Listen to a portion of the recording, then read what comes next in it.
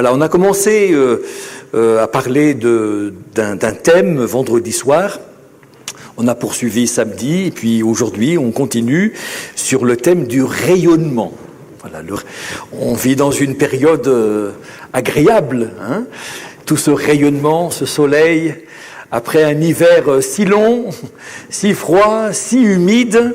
Dès que le soleil est arrivé, tout de suite, la nature elle-même s'est égayée, tout s'est transformé.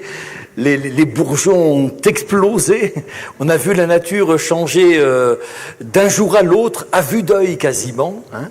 Et la lumière, ça a apporté vraiment, avec ce rayonnement, la vie, la puissance de la vie s'est manifestée. Et c'est pareil pour nous. Plus on s'approche du soleil du Seigneur, plus il brille dans notre cœur, plus sa présence est réelle dans notre cœur et plus nous rayonnons de sa présence, de sa paix, de sa joie, de sa vie. Amen. Et on a vu vendredi soir toute l'importance d'être des chrétiens rayonnants dans la maison de Dieu. Dans la maison de Dieu. Et quand la maison de Dieu est composée d'hommes et de femmes rayonnants en interne, l'Église, alors, elle peut devenir rayonnante aussi à l'extérieur. Et elle peut apporter le témoignage de cette lumière, de cette vie, parce qu'on vit dans un monde ténébreux, obscur. Et le témoignage que le monde a pour découvrir Jésus, la lumière du monde, eh bien, ce sont les enfants de Dieu, ce sont les chrétiens. Et c'est l'Église qui vit, qui s'incarne dans la société, qui vit en société, non pas qui reste confinée, repliée sur elle-même, mais qui manifeste la vie et le rayonnement de la présence de Dieu, et cela dans le monde, parce que Dieu a besoin de nous dans ce monde, afin que ce monde soit éclairé. Et ce matin, j'aimerais aussi partager la parole de Dieu sur ce même thème. Être rayonnant, ça veut dire vivre à visage découvert. On ne peut pas rayonner si on met la lampe sous le boisseau, mais nous ne pouvons rayonner que si nous pouvons vivre vraiment en plein jour et manifester cette lumière qui est dans notre cœur. Être rayonnant, c'est vivre à visage découvert. Et je voudrais qu'on lise ensemble un texte dans la deuxième épître de Paul aux Corinthiens, chapitre 3. La deuxième épître de Paul aux Corinthiens, chapitre 3. Pendant que vous cherchez, j'en profite pour vous transmettre les amitiés fraternelles de l'Assemblée de Lons-le-Saunier. Voilà, où je sers le Seigneur avec mon épouse depuis 6 ans déjà. Voilà, nous avons quitté Dijon il y a 14 ans. Le temps passe vite. Hein.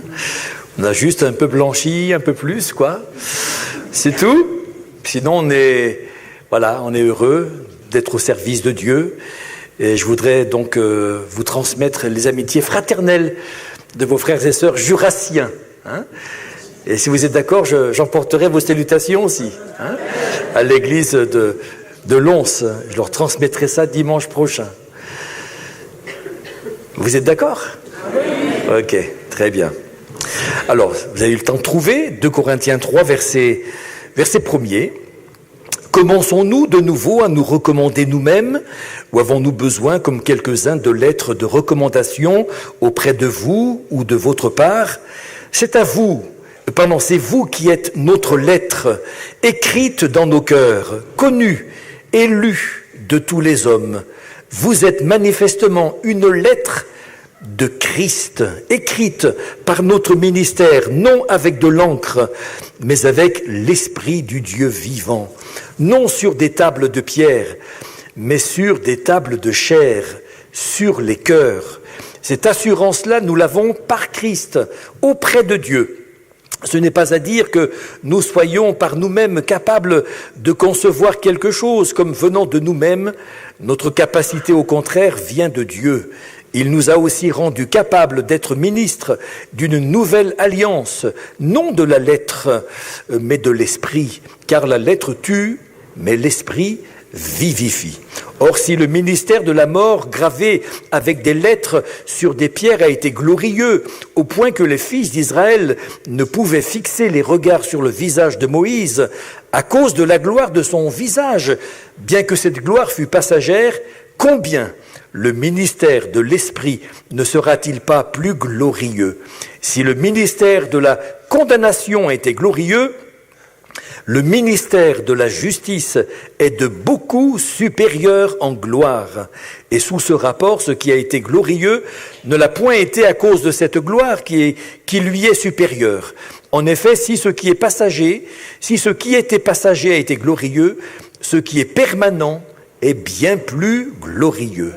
Ayant donc cette espérance, nous usons d'une grande liberté et nous ne faisons pas comme Moïse, qui mettait un voile sur son visage pour que les fils d'Israël ne fixent pas les regards sur la fin de ce qui était passager. Mais ils sont devenus durs d'entendement, car jusqu'à ce jour, le même voile demeure quand ils font la lecture de l'Ancien Testament, et il ne se lève pas parce que c'est en Christ qu'il disparaît. Jusqu'à ce jour, quand on lit Moïse, un voile est jeté sur leur cœur. Mais lorsque les cœurs se convertissent au Seigneur, le voile est ôté. Or, le Seigneur, c'est l'Esprit, et là où est l'Esprit du Seigneur, là est la liberté.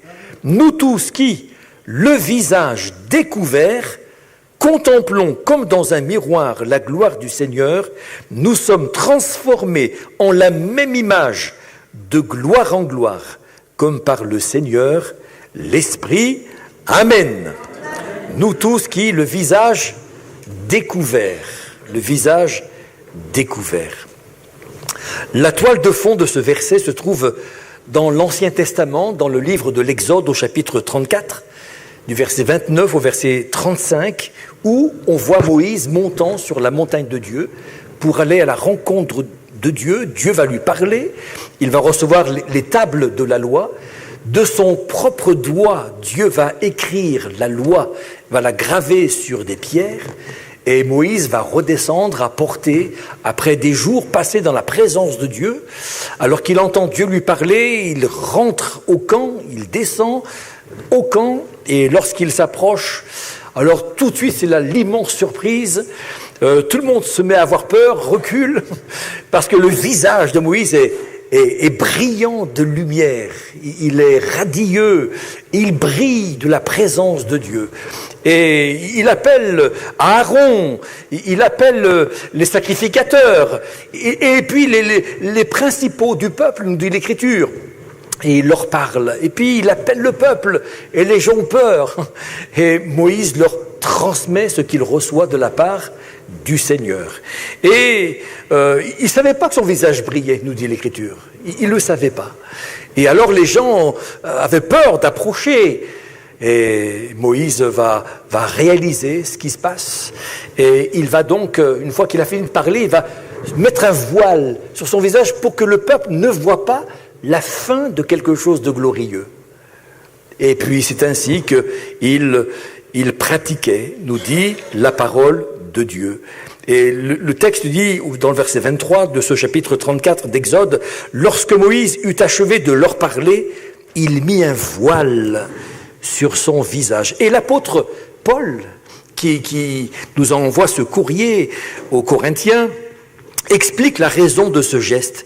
C'était afin que les fils d'Israël ne fixent pas les regards sur la fin de quelque chose de glorieux, mais de quelque chose d'éphémère, de quelque chose de passager.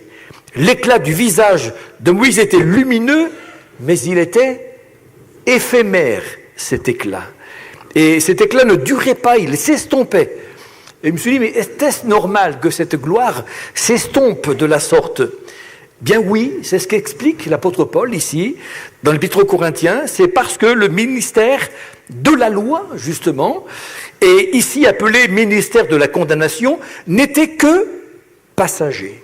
Il a été donné au peuple de Dieu pour un temps, alors que le ministère de la justice, qui est celui de la grâce, il est permanent et bien plus glorieux, nous dit l'apôtre Paul. Et c'est pourquoi le ministère de la nouvelle alliance n'a pas besoin de voiler sa face. La gloire de l'Évangile ne s'estompera jamais.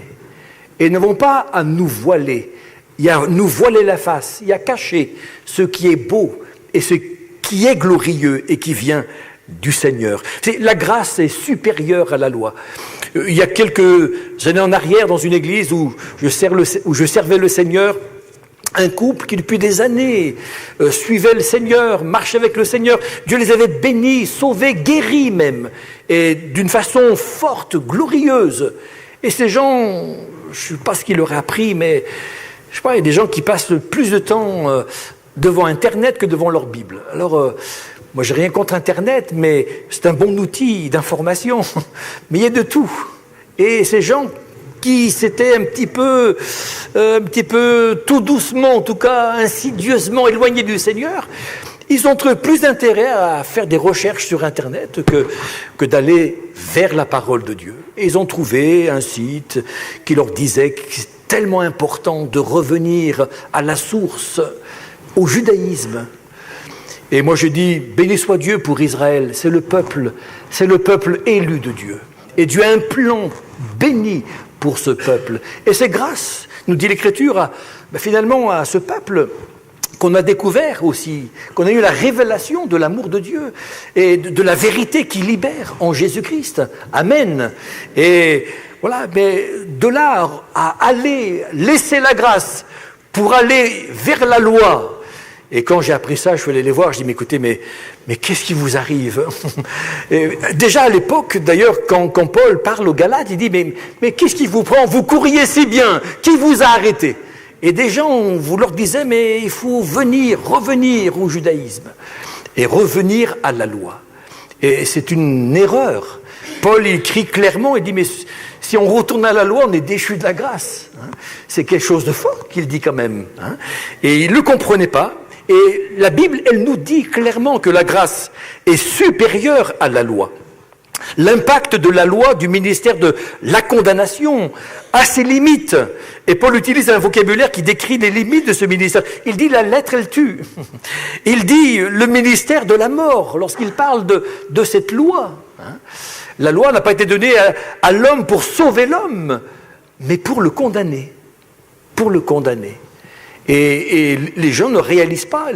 Et Paul essaye vraiment de ramener l'attention de l'Église sur l'importance capitale de la grâce qui est en Jésus-Christ. Et à l'inverse, quand il parle de cette grâce, il utilise un langage vraiment fort. Il dit, la lettre, elle tue, mais l'esprit vivifie.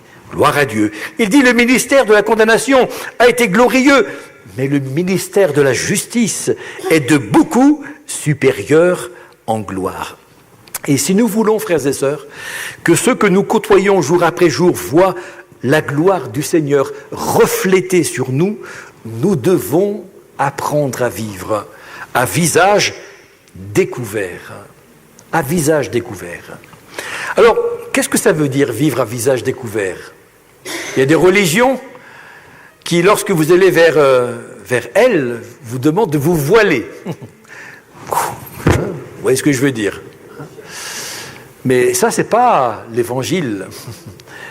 L'Évangile nous invite à dévoiler ce que Dieu nous a donné et qui est glorieux et qu'on n'a pas à cacher.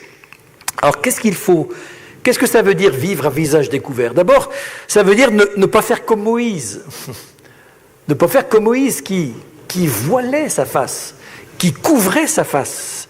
Notre modèle, c'est pas Moïse. Moïse est un grand leader. Béni soit Dieu pour de tels leaders. Mais il n'est pas notre modèle. Notre modèle, c'est Jésus. Et la gloire de Christ n'est pas éphémère. Elle est permanente et autrement glorieuse. Il ne faut pas qu'on la cache, mais qu'on la dévoile.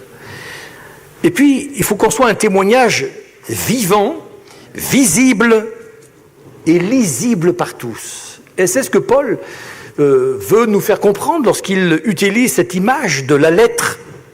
Vous êtes notre lettre écrite dans nos cœurs, connue et lue de tous les hommes. Si nous restons au fond de l'enveloppe si nous vivons cachés, bien à l'abri des regards, si nous cherchons à enfouir le témoignage de notre vie dans l'intérieur d'une vie privée et anonyme, nous ne serons pas visibles des hommes. Si nous choisissons de vivre dans une discrétion quasi sectaire, dans l'enfermement, comment pourrions-nous être une lettre de Christ connue et lue de tous les hommes? Si notre vie chrétienne est brouillée, recouverte de ratures et de fautes, si elle est illisible, ça vous arrive d'aller chez le médecin parfois? Et lorsqu'il fait l'ordonnance, quand ceux qui font l'ordonnance à la main, quand vous lisez, vous dites, mais comment la pharmacienne va comprendre ce qu'il a écrit, hein? Et c'est incroyable, moi je suis toujours dans l'admiration quand je vais à la pharmacie, parce que elle déchiffre tout de suite, hein? Mais c'est illisible pour nous, c'est incompréhensible, hein? Mais la pharmacienne, je sais pas, elle arrive à décrypter, à comprendre. J'ai dit, j'espère qu'elle ne se trompe pas, parce que c'est vraiment incompréhensible ce qui est écrit, hein? Ils ont une, je sais pas, une façon d'écrire, hein? C'est illisible. Si notre vie ressemble à une ordonnance de médecin, on ne sera pas un remède efficace pour ceux qui ont besoin de connaître la grâce qui guérit, qui relève, qui sauve.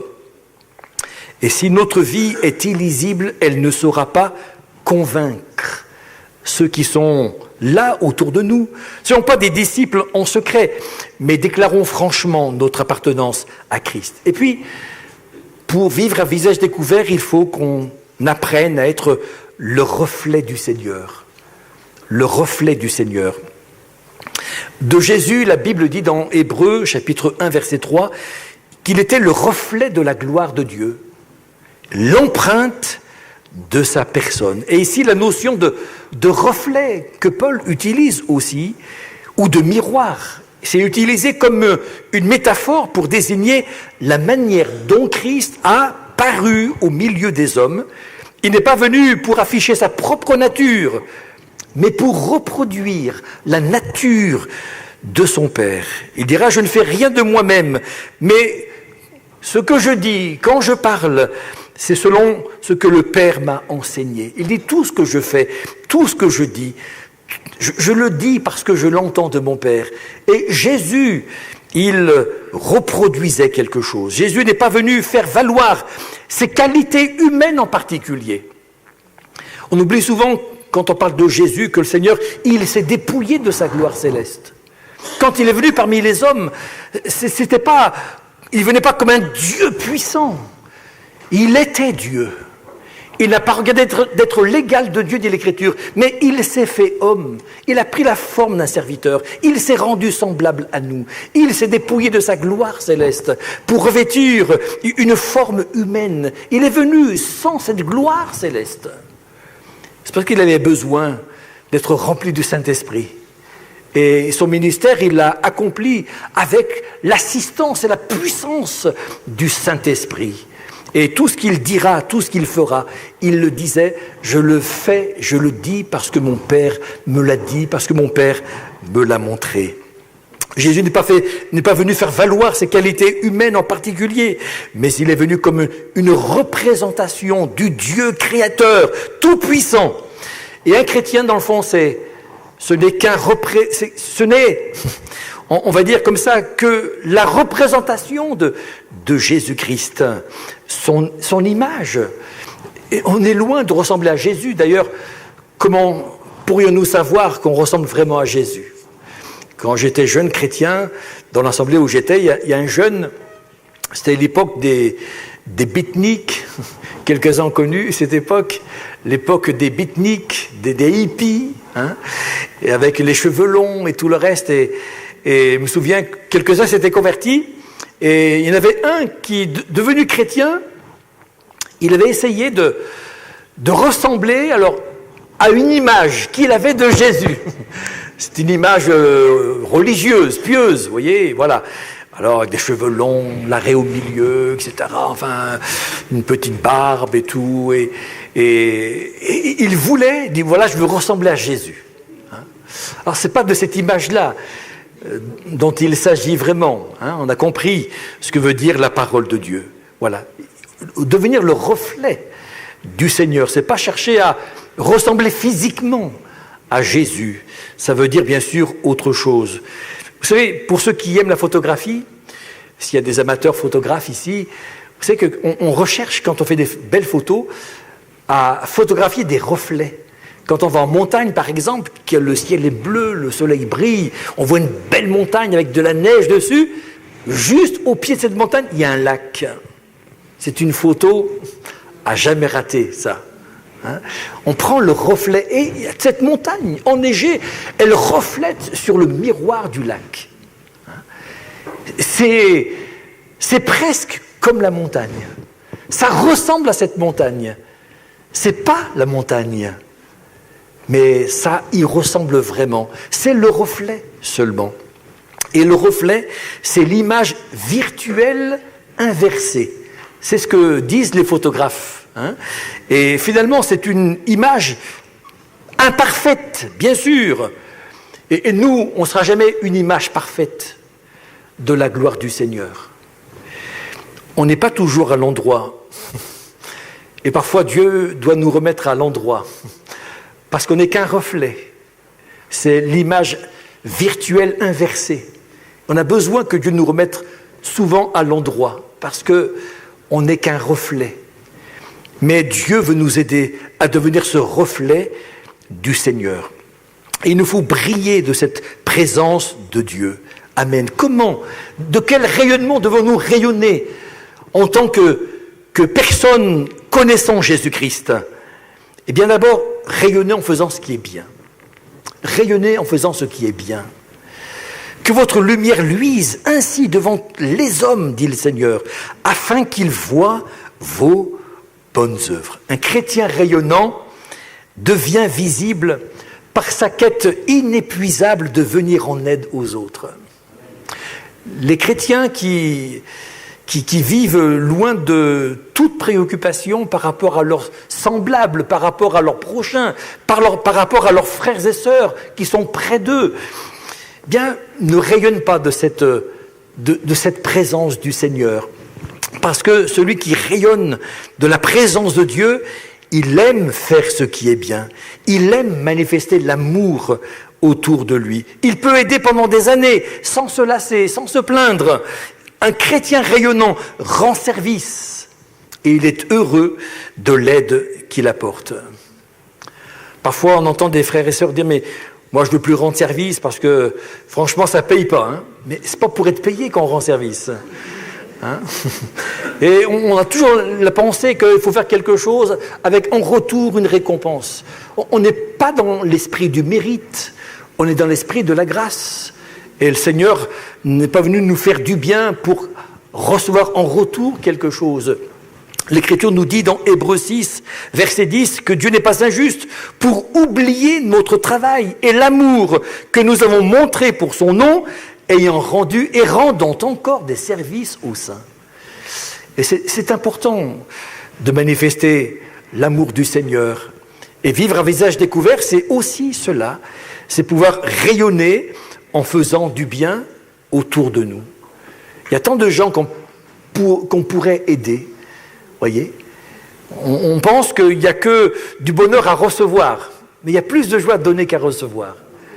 Et quand on apprend à faire du bien aux autres, sans esprit d'intéressement, sans le faire avec l'idée d'un retour, sans l'idée de le faire avec la pensée qu'on sera récompensé, on va nous reconnaître des qualités, etc.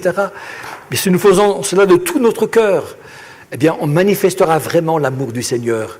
Et c'est ça, vivre à visage découvert. C'est aussi rayonner en produisant les fruits de la lumière. Paul écrit dans Éphésiens 5, verset 8, « Autrefois, vous étiez ténèbres, mais maintenant, vous êtes lumière dans le Seigneur. » Et il dit, mais maintenant, produisez des fruits de cette lumière. Produisez les fruits de la lumière. On connaît les fruits des ténèbres et les œuvres des ténèbres. L'Écriture dit, condamnez-les, ces œuvres-là. Mais le fruit de la lumière, on doit le manifester. On doit le manifester. Dans le psaume 18, Au verset 28, l'Écriture dit « C'est toi qui fais luire ma lampe, ô Éternel. Mon Dieu, fais resplendir mes ténèbres. » Quand on est plein du Seigneur, même nos ténèbres deviennent brillantes. Elles deviennent lumière, nous dit l'Écriture. Je pense à cet homme qu'on connaît dans l'Écriture qui s'appelle Jean-Baptiste. L'Écriture dit de lui, n'est-ce pas, dans Jean 5, 35, la lampe, il était comme la lampe qui brûle et qui luit. Et le Seigneur dit, vous avez voulu vous réjouir 1 heure à sa lumière. Pourtant, Jean-Baptiste n'était pas connu pour être une sorte de tendre. Et lorsqu'il parlait aux gens religieux, il n'y allait pas avec le dos de la cuillère. C'était l'épée à double tranchant qu'il utilisait. Une épée à double tranchant, c'est pas fait pour chatouiller le nombril des gens. Et Jean-Baptiste, il parlait avec franchise, avec force. Et les gens étaient heurtés par le langage de Jean-Baptiste. Et pourtant, Jésus dit de lui, vous avez voulu vous réjouir en sa présence, 1 heure là, à sa lumière. Il était la lampe qui brûle et qui luit. Et quand on veut vivre à visage découvert, comme Jean-Baptiste, on manifeste cette lumière, on ne la cache pas. Rayonner, c'est aussi manifester la joie d'être sauvé, la joie d'être enfant de Dieu, la joie d'être un chrétien. C'est une question stupide, mais je vais la poser quand même. Est-ce que vous êtes content d'être chrétien ? Amen. Oui ? Bon. Voilà, on le dit, on le montre, on le manifeste. Et c'est important de le manifester. Un jour, je me souviens d'un frère dans une assemblée qui semblait toujours tirer, vous connaissez l'expression, tirer la tête. Alors, j'étais allongé, très allongé. Un jour, je dis, mes frères, il y a quelque chose qui ne va pas. Vous n'êtes pas content, il y a quelque chose qui vous dérange, qui vous déplaît. Enfin, dites quelque chose. Il me dit, ouais, mais je suis biblique, moi. Ah, j'ai bon, je dis, mais vous n'êtes pas heureux d'être enfant de Dieu? L'impression que vous n'êtes pas content d'être enfant de Dieu. Il me dit, oui, si je suis chrétien, moi, je suis un vrai enfant de Dieu, et je suis biblique parce qu'il est écrit dans la Bible qu'avec un visage triste, le cœur peut être content. Bon, ben, c'est écrit, c'est biblique, c'est vrai. Ça veut dire que ça nous arrive, même si on est chrétien et heureux de l'être, d'avoir des épreuves. Et quand on est dans l'épreuve, on n'a pas envie forcément de rire aux éclats, d'avoir un sourire éclatant, avec un visage déformé et crispé. On peut avoir de la tristesse aussi. On peut être éprouvé, on peut ressentir un tas de choses qui nous mettent mal à l'aise. Et on a le droit de ne pas être content. Et dans ce cas-là, oui, avec un visage triste, le cœur peut rester content. On n'est peut-être pas content de la situation ou de l'épreuve qu'on subit. Mais on est heureux parce que notre bonheur ne dépend pas des circonstances heureuses, mais de la présence de Jésus dans notre cœur. Et c'est ça qui nous rend heureux. Mais quand même, on a des bonnes raisons d'être joyeux, d'être radieux. Amen. L'Écriture dit dans le psaume 34, verset 5, on connaît tous par cœur ce texte-là, quand on tourne vers lui les regards, on est rayonnant de joie. Et le visage ne se couvre pas de honte. C'est normal de paraître radieux, solaire, quand on vit une vraie relation avec Jésus. Pourquoi irradier? Pourquoi émaner cette chaleur du cœur?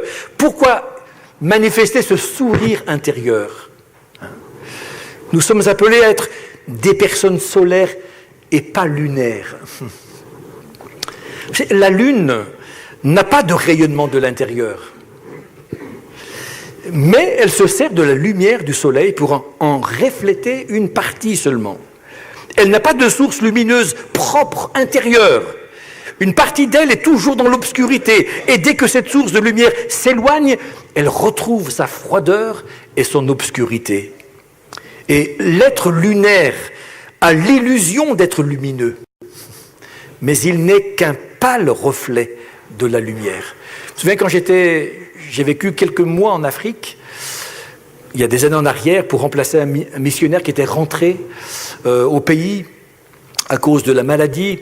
Et je m'étais porté volontaire. J'ai vécu 3 mois au Mali, au tout début de l'œuvre. Il n'y avait pas encore de station missionnaire. Et je me souviens, pendant ces 3 mois, avoir vécu le plus proche possible de nos frères et sœurs africains. Et je me souviens que la nuit, lorsque on sortait, on arrivait vraiment à voir clair. J'étais étonné de voir, grâce à la lune, et la lune était brillante, et les yeux s'habituent à l'obscurité, et on arrive à voir. Alors, pas vraiment distinctement, mais on voit quand même, on était capable de conduire sur les pistes sans la lumière des phares de la voiture, parce que la lumière de la lune brillait suffisamment pour éclairer le chemin. Mais tout ça, c'était que le pâle reflet. C'est autre chose que de rouler en plein jour. Là, tout est distinct, tout est clair, tout est lumineux. Il y a une tellement grande différence entre la lune et le soleil. L'être lunaire, voilà, il a l'illusion, n'est-ce pas, simplement, qu'il est lumineux, mais il n'est qu'un pâle reflet de cette lumière. Et la grande différence entre la lumière solaire et la lumière lunaire, c'est la source. C'est la source. Le soleil, c'est une source de lumière. Il rayonne de l'intérieur, il s'alimente en permanence dans son cœur même. Un être solaire peut vivre le jour ou la nuit sans perdre sa lumière. Il est bien partout au milieu des autres. Et sa lumière éclaire toute zone ombragée. Il n'a aucune peur de l'obscurité.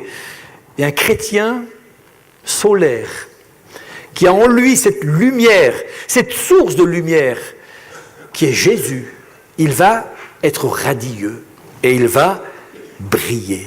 Gloire à Dieu. On est solaire parce que Dieu nous transforme par sa gloire. Celle que nous contemplons, dit l'Écriture, et Paul le dit ici, dans le miroir de la parole de Dieu. Celle qui devient notre modèle identificatoire. On s'identifie à notre modèle. Et ce modèle, c'est vraiment Jésus-Christ. C'est vraiment Jésus-Christ. Quand on est lunaire, on devient parfois aussi lunatique. Je me souviens dans une assemblée d'une brave chrétienne, vraiment gentille comme tout. Elle était accueillante, elle aimait beaucoup nous recevoir. C'est une femme de la campagne, alors quand on y allait, elle nous gâtait. Elle était vraiment super agréable, super accueillante. Et puis par moments, c'était plus la même personne. Elle était complètement changée. C'était à l'époque en plus où il y avait des courants bizarres qui venaient d'outre-Manche, d'outre-Atlantique, enfin bref, voilà. On nous disait, voilà, les chrétiens, oui, ils sont sauvés, mais ils ont besoin encore de délivrance. Oh, j'entendais ça, je me disais, c'est quoi ces histoires? C'est quoi ces sornettes, hein? Alors je me penchais sur l'Écriture, je dis, mais c'est des histoires vraiment stupides, c'est mensonger tout ça. On entendait que les chrétiens pouvaient être possédés. Il fallait qu'ils les délivraient, hein, un peu à l'image d'un certain, voilà, qui était là dans le tombeau, Lazare. Hein, et quand il est sorti, Jésus a dit, allez, déliez-le. Alors à partir de là, on racontait des doctrines incroyables, comme quoi il fallait délivrer les chrétiens d'un tas de choses, etc. Et un court instant, j'ai dit, mais cette pensée-là, mais quand je vois ce comportement, je me dis, oulala, mais est-ce qu'ils auraient raison? Alors je dis, Seigneur, non, ta parole, elle ne dit pas ça. Alors j'ai chassé de mon esprit cette idée qu'un chrétien comme elle, qu'une chrétienne comme elle pouvait être juste, voilà, avoir des possessions dans sa vie, ce n'était pas possible pour moi. Voilà. Je me dis, c'est quand même bizarre son comportement.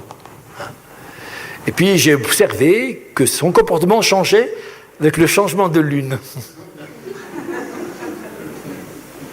savez que la lune, c'est une influence. Hein, c'est une influence sur les marées, c'est une influence sur la coupe des cheveux, sur les légumes. Si vous êtes un jardinier averti, il y en a qui ne plantent pas en dehors de la lune, etc. Hein, et voilà. Et ça a une influence sur l'accouchement des femmes enceintes. On a eu 4 enfants, je sais ce que c'est. Je savais, quand j'allais en convention, et qu'il y avait un changement de lune, que je serais obligé de revenir à la course. Et ça m'est arrivé 2 fois. Parce qu'il y avait un changement de lune. On est sous l'influence. Hein. Et puis je me suis rendu compte, et ça m'a rassuré. Cette sœur était juste lunatique, simplement. Voilà. Et c'est pas ce que Dieu nous demande. Il ne nous demande pas d'être lunatique, ni lunaire, mais d'être solaire, d'être radieux. Parce que c'est ça, vivre à visage découvert. Quand on regarde Jésus, je vais terminer par là, mais quand on regarde Jésus, quand on essaye de contempler, comme dit Paul, dans le miroir qui est la parole de Dieu, la gloire de Jésus. C'est contempler la gloire de Jésus, c'est prendre le temps d'ouvrir l'Écriture. Contempler, c'est pas juste jeter un œil et continuer son chemin. Mais contempler, c'est prendre le temps de regarder et d'admirer. Et quand on prend le temps d'admirer Jésus dans la parole de Dieu, on commence à découvrir les contours de son visage, de ce visage moral, de ce visage spirituel, de ce visage dont on doit refléter, nous, la gloire, nous dit l'Écriture. Et qu'est-ce qu'on y découvre ? D'abord, la beauté intérieure du Seigneur. Si vous cherchez en Jésus une beauté extérieure, vous serez déçus. Parce que l'Écriture dit qu'il n'avait ni beauté, ni éclat pour attirer le regard, et son aspect n'avait rien pour nous plaire. Mais quelle beauté intérieure, dans sa bonté, dans sa compassion, dans sa miséricorde, dans l'amour qu'il manifeste. Quand les gens sont malheureux et qu'ils viennent à lui, il ne les repousse pas, il ne les juge pas, il ne les rejette pas, mais il les accueille, il les bénit, il leur fait du bien. Quelle beauté intérieure en Jésus. Oui, il n'a rien de beau à l'extérieur, rien qui attire nos regards, mais quelle beauté d'âme.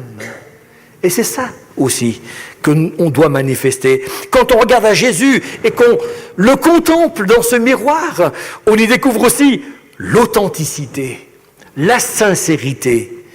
Amen. Il est authentique, le Seigneur. C'est ça la sincérité. Sincère veut dire sans cire, sans masque. Et Jésus était sans masque, il était vrai, tout simplement. Et le renfermement, l'introversion ne sont pas les attributs de ceux qui rayonnent. Rayonner, c'est être authentique, c'est être vrai, sincère, être entier. On craint souvent de dévoiler nos faiblesses parce qu'on estime que quand on est chrétien, on n'a aucune faiblesse. On ne peut être que fort seulement. On ne peut n'avoir que des qualités et aucun défaut. Mais ce n'est pas vrai. On a beaucoup tous des qualités. Et puis le reste, des défauts aussi. Voilà, si vous n'en avez pas, c'est que vous n'êtes pas normal. Et on n'a pas à cacher finalement ses faiblesses. On est comme on est. Voilà. Être sauvé ne veut pas dire, un jour quelqu'un me disait, je ne comprends pas, je suis déçu par les chrétiens, ils sont sauvés, ils sont pleins de défauts. Oui, mais sauvé, ça ne veut pas dire parfait. Si vous avez compris que sauvé veut dire parfait, vous vous trompez. Ce n'est pas la vérité. On est appelé à tendre vers celui qui est parfait. On est appelé à passer d'une condition à une position. Ça s'appelle la sanctification, une vie de progrès en progrès. Notre modèle, c'est Jésus. Et plus on marche près de celui qui est saint, et plus on tend vers celui qui est parfait. Nous, on a plein de défauts, et il ne faut pas essayer de les amoindrir, de les cacher, de les dissimuler. D'ailleurs, si on veut le faire, ça se verra de toute façon un moment ou un autre. Et il faut qu'on soit vrai, tout simplement. Paraître avec ses points faibles, assumer sa singularité, voilà. Pas faire croire qu'on est fort et uniquement fort. Paul disait, quand je veux faire le bien, le mal est attaché à moi. Et c'est Paul, l'apôtre Paul, le grand apôtre, qui dit, mais je ne fais pas le bien que je veux, et je fais le mal que je ne veux pas faire. Misérable que je suis. Qui me délivrera de ce corps-là, Il dit, mais grâce soit rendue à Dieu par Jésus-Christ. Amen. Jésus était vrai, il était comme nous, hormis le péché, nous dit l'Écriture, hormis le péché. Gloire à Dieu. Ce que je remarque aussi quand je contemple Jésus dans ce miroir, c'est la cohérence. La cohérence. Être cohérent, c'est vivre en harmonie avec ce que je pense et ce que je fais. Et plus que l'aspect extérieur, c'est ce qui attire chez une personne, la cohérence intérieure. Lorsque nous ressentons une parfaite harmonie entre notre identité, nos convictions et nos actes, alors oui, il y a de la cohérence. Il y a souvent trop de décalage entre ce que nous disons aux gens et ce que nous sommes en réalité. Et ce décalage, ça se voit comme un nez sur une figure. Et les gens remarquent ça. Nous nous contentons de défendre des idées. Il ne faut pas défendre des idées, il faut incarner la vérité, incarner l'amour du Seigneur. Cette cohérence interne se perçoit dans chacun de nos gestes, de nos mots. Ne trichons pas avec une partie de nous-mêmes. Nos arguments deviennent convaincants quand nous sommes convaincus et quand nous vivons dans l'harmonie. Il n'y a pas de décalage entre ce que nous disons et ce que nous sommes. Et c'est ça la cohérence. C'est l'être et le paraître se tiennent et s'entretiennent. Et quand on passe plus de temps à paraître qu'à être, on est en décalage. On n'est pas dans la cohérence. Et vivre à visage découvert, c'est vivre dans cette cohérence, en harmonie entre ce que le Seigneur est, ce qu'il est en nous, ce qu'il a fait de nous, et ce que nous disons. Il y a cette cohérence-là. Puis, quand je regarde encore à Jésus dans le miroir, je découvre que le Seigneur, il a une foi extraordinaire. Il est confiant. La confiance. C'est ça aussi qu'il faut manifester quand on est enfant de Dieu. Et vivre à visage découvert, c'est aussi manifester de la confiance. Qui peut inspirer le bien-être s'il n'est pas en paix avec lui-même et s'il ne croit pas lui-même? Un jour, j'entendais quelqu'un prêcher. C'était un prêtre, il disait « Je ne crois pas ce que je vous dis ». Je me dis « Mais tais-toi alors !» Si tu ne crois pas ce que tu dis, mais tais-toi. Fais autre chose que prêcher. Je ne crois pas ce que je vous dis. Ah, c'est incroyable ça. Et il faut qu'on ait une vraie foi dans le Seigneur et une foi dans la puissance de Dieu. Amen. Comme Jésus. Quand je lis la parole de Dieu, quand je plonge mon regard dans le miroir de la parole de Dieu, j'y découvre ce contour-là, le contour du visage du Seigneur, à travers une foi solide, une confiance en Dieu, confiance dans les promesses de Dieu. Amen. Lui, il croit ce qu'il dit. D'ailleurs, quand il annonce la parole, il rappelle ceci, s'il croit, si quelqu'un prie et s'il croit que ce qu'il dit arrive, il le verra s'accomplir. Il vient de dire ça après avoir dit au figuier de sécher. Et en un instant, moi j'ai vu des arbres devenir morts après quelques semaines de maladie, ou quelques mois, ou quelques années de maladie, ou quand la foudre les frappe brutalement, ils ne deviennent pas morts du jour au lendemain. Mais là, du jour au lendemain, l'arbre est sec jusqu'à ses racines.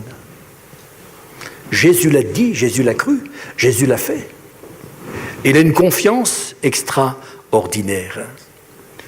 Et on a besoin de vivre dans la confiance, dans la foi au Seigneur.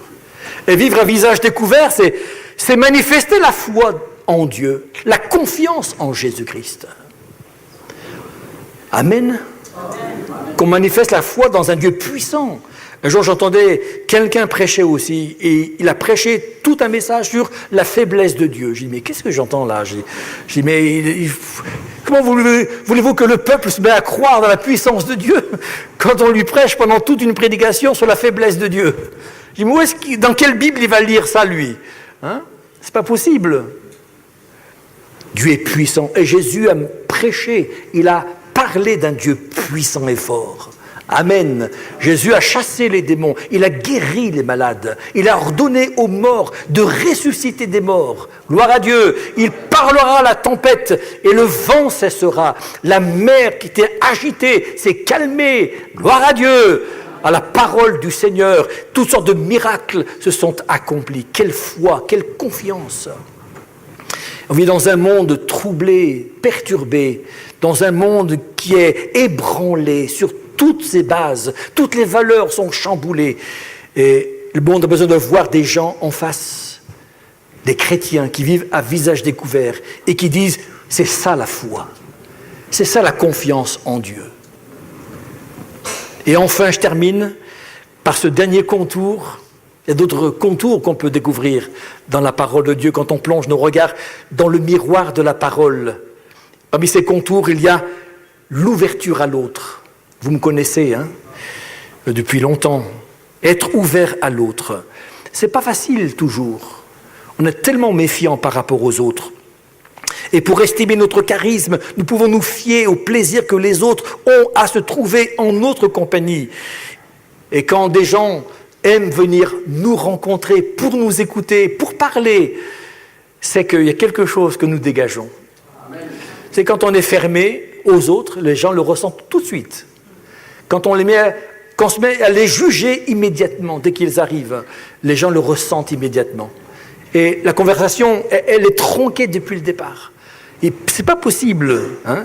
Et lorsque nous savons écouter sans juger, accorder de l'attention à l'autre malgré les différences de point de vue, c'est quand nous envisage la rencontre, non pas comme une confrontation, mais comme un échange. C'est très différent. Quand on se confronte à l'autre, on est là, front contre front. C'est moi qui ai raison. Non, c'est moi qui ai raison. C'est pas la peine d'échanger dans ces cas-là. On est prêt à accueillir l'autre et à donner de nous-mêmes en toute simplicité. Si on va à la rencontre de l'autre avec la loi, avec le jugement, avec les châtiments. Je disais hier qu'on a fait une formation à l'évangélisation et on a mis les frères et sœurs dans la formation, on les a confrontés les uns aux autres, on a fait des jeux de rôle. Les uns jouaient le rôle de gens qui sont assis sur un banc, qui attendent gentiment, qui regardent ce qui se passe, et puis le rôle de chrétiens qui viennent les aborder pour leur rendre témoignage. Et l'un d'entre eux est arrivé, j'ai dit, voilà. Et vous aviez envie de sortir du banc, de vous enfuir en courant, parce qu'il est arrivé avec les jugements, la colère de Dieu, les châtiments et l'enfer. Waouh! Et les gens avaient dit, ouloulah, même les chrétiens qui jouaient le rôle, pourtant, ils ont dit, mais oh là là là, ça nous fait peur, ça. Ouh là là. Hein. Et oui, c'est vrai ce qu'il disait. C'était vrai. Mais si on y va, vous savez, avec la grosse Bertha, le canon à grande portée, et puis qu'on tire à boulet rouge, il y a bout portant, hein, sur les gens, on va faire fuir les gens. Et c'est pas ça l'ouverture aux autres. Hein. Même si on sait que si on ne se convertit pas, il y a la perdition éternelle, on le sait. Mais si on tombe sur les gens à bras raccourcis en disant « vous êtes morts, vous allez en enfer direct, c'est cash ». Les gens ont dit « mais ouais, oulala, hein. C'est vrai ». Mais c'est pas comme ça que Jésus s'y est pris pour parler aux gens quand même. Hein. Même les gens de mauvaise vie l'invitaient pour qu'ils mangent avec eux. Et pourtant Jésus n'a pas vécu de compromission. Jamais le Seigneur a adapté son message en disant « je vais arrondir les angles ». Il disait la vérité. Et quand on doit dire la vérité, il faut la dire, mais dans l'amour. C'est pas biblique, mais un proverbe arabe dit « quand tu lances la flèche de la vérité, n'oublie pas d'abord de la tremper dans le miel ».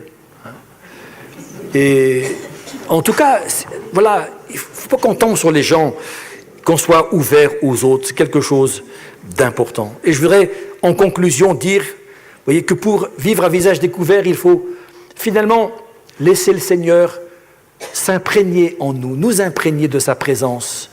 Et c'est quand nous prenons le temps, mes amis, de contempler le Seigneur dans le miroir de la parole de Dieu, qu'on s'imprègne de sa personne.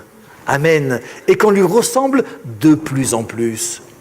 Il ne s'agit pas de se maquiller, de faire croire que, de faire semblant de, mais en contemplant le Seigneur, en regardant sans cesse au Seigneur, en prenant modèle sur le Seigneur, on va finir par ressembler au Seigneur. Hein? Et il y a une chose qui marquait Jésus, c'était la grâce. La grâce. Hein? La loi est venue par Moïse, mais la grâce et la vérité sont venues par Jésus. C'est le mot grâce, le mot charisme, ça vient du grec charisma qui signifie la grâce justement, la grâce. Quand Étienne qu'on va martyriser, qu'on va faire mourir, quand Étienne, la Bible nous parle de lui, il est écrit qu'il était plein de grâce et de puissance. Des fois on dit, mais la grâce, c'est de la faiblesse, etc. Comment de la faiblesse? Ça n'a rien à voir avec la faiblesse. Il était plein de grâce et de puissance. Il était habité par la grâce de Dieu, de Jésus qui incarnait la parole. Il est la parole de Dieu, faite chair. La Bible dit qu'elle a habité parmi nous dans l'évangile de Jean, plein de grâce et de vérité. Plein de grâce et de vérité. Et de quoi a-t-on besoin quand on veut vivre à visage découvert? D'être habité par celui qui est grâce et vérité. D'être habité par celui qui est grâce et vérité. Tout le monde venait vers Jésus, même ses opposants, même ses adversaires, même ceux qui le détestaient. Ils venaient vers Jésus et tous étaient accueillis par Jésus.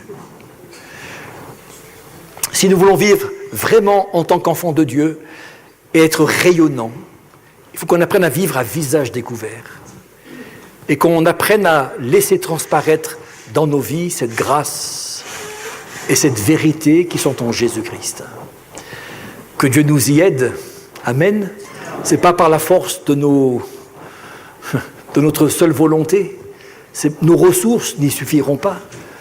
Mais il nous faut vraiment nous approcher du Seigneur, plonger nos regards dans la parole de Dieu, dans ce miroir, et y contempler chaque jour davantage celui qui est rempli dans la parole, qui remplit la parole et qui est Jésus-Christ, afin qu'il remplisse nos cœurs aussi. Amen. Que Dieu nous aide. Merci Seigneur.